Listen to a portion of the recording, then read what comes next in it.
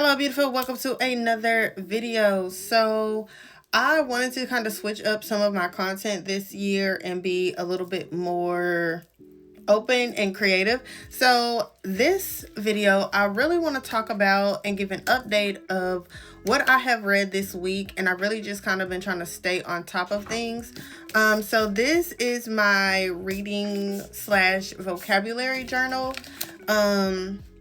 On this side, I have just the word of the day and then any words that I learned in the book that I'm reading for that week. I want to like jot that off to the side, or if I'm having any feelings about my books, because I don't think I'm going to review every book that I read this year, but I do want to just have a brief synopsis of what I have been reading, because girl, the way I be flying through books, sometimes it just slipped my mind, and I want to make sure that I'm really comprehending and spending time with what I'm reading, you know? So anyway, this week,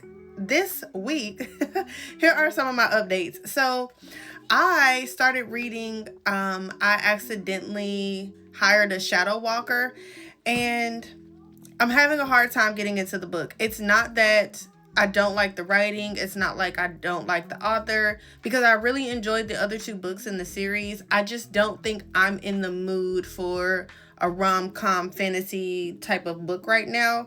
So I believe I'm just gonna like soft DNF that for a couple of days and then pick it back up later on in this new week to see how I'm feeling and if I can really actually finish it. I also read Dearly Beloved by Miko Janelle. That was a short, and that was a time. I enjoyed that book. It was about friends turning to lovers, and the female main character, she actually ended up choosing herself in the end, and I was so happy about that. But it was a wild ride, but I really did enjoy that quick story because I've been having a hard time really like sitting with my books. I also read Give Me You, a Christmas short by Ajay Cornish. I really hope I'm not butchering that lady's name. And I did enjoy that book.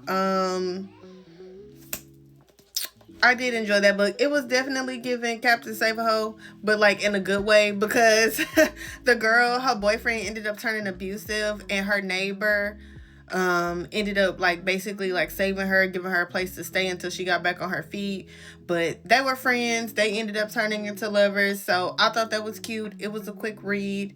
It's getting me out of the like slight that book and the book before, those two shorts or novellas definitely are helping me get out of the little slump that I'm in.